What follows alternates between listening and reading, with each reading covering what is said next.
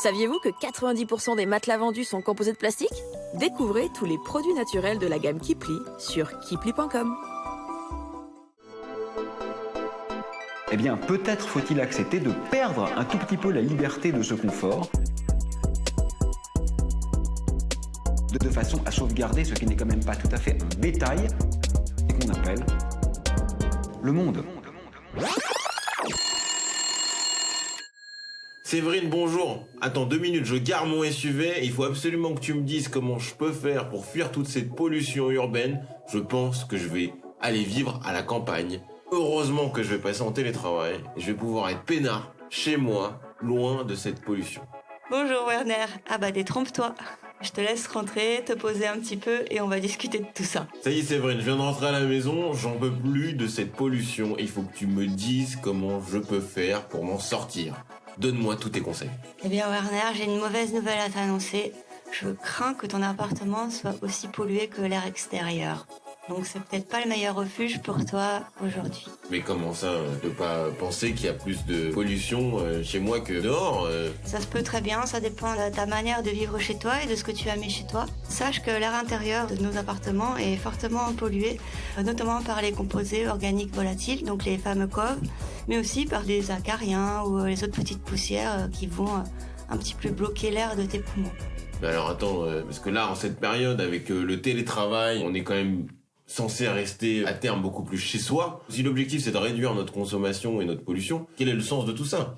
Oui, je sais, on passe déjà 85% de notre temps dans les espaces intérieurs, que ce soit chez nous ou au travail, au bureau, dans les bars. Oui, les établissements accueillant du public, les bars comme les hôpitaux ou les services de santé ou n'importe. On passe la plupart de notre temps entouré de pollution, que ce soit à l'intérieur ou à l'extérieur. On n'est pas forcément plus à l'abri à l'intérieur de nos maisons. Il faut que tu m'aides parce que je voudrais être capable d'identifier les causes de cette pollution intérieure, puisque la pollution à l'extérieur, j'arrive à savoir d'où ça vient. Grosso modo, ça peut être la production des usines, ça peut être les transports, ça peut être les voitures. Du coup, évidemment, on peut vous conseiller de vous mettre au vélo. Mais comment je peux identifier dans mon intérieur les zones de pollution? Est-ce que tu penses qu'un bobo comme moi pourrait comprendre ça? Oui, un bobo comme toi peut très bien comprendre que dans tous les matériaux que tu as amenés, les beaux meubles que tu as mis partout dans ton appartement, ils ont été collés, ils ont été vernis. Donc, ils dégagent forcément des composés organiques volatiles à un moment ou à un autre pendant une certaine période de temps. Voilà, ce genre de particules qui vont se détacher et venir polluer ton air intérieur. Est-ce que si j'achète en seconde main ce genre de produit d'intérieur, est-ce que j'ai plus ou moins de risques d'avoir de la pollution intérieure? Tu as moins de risques quand tu achètes effectivement tes meubles en seconde main ou tes rideaux. C'est pas évident de trouver peut-être les modèles qui vont te plaire en seconde main. Ah oui, ça je te l'accorde. Un bobo comme moi est exigeant en matière de motifs. Donc il vaut mieux que j'opte pour la seconde main pour éviter les pollutions intérieures, c'est ça? Voilà, il faut éviter surtout les COV. Ce sont ces gaz et vapeurs qui sont présents dans l'atmosphère.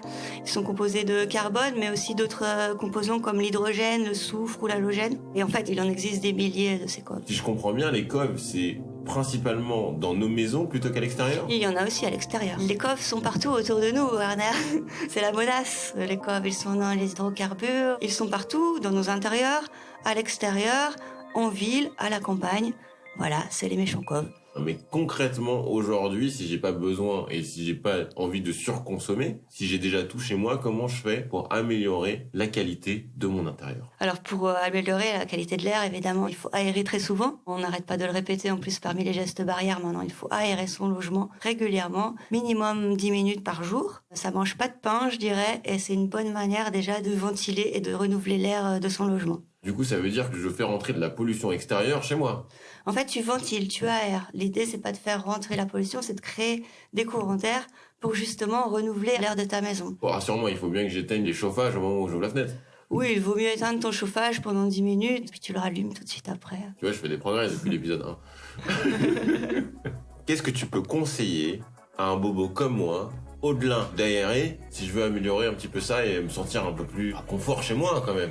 Pour ça, il faut aussi évidemment que tu deviennes une fée du logis et que tu fasses bien ton ménage. Aspirer, c'est primordial, faire le ménage, enlever les poussières au maximum. Et après, tu peux aussi choisir des matières qui seront naturellement anti-acariennes ou antibactériennes, comme par exemple le latex naturel pour ta literie ou tes oreillers. Donc si je comprends bien, il y a des marques qui proposent des produits naturels et qui me permettront d'avoir un intérieur beaucoup plus sain. Oui, exactement. Moi, par exemple, je vais te dire, j'ai acheté un matelas qui plie il y a 1 an et maintenant, je kiffe la vie sur mon matelas qui plie. Et comme vous le savez déjà, pour jouer au bohème, choisissez votre camp, pas besoin d'étiquette. Chacun sa route, chacun son chemin. Passe le message à ton voisin. Je le savais.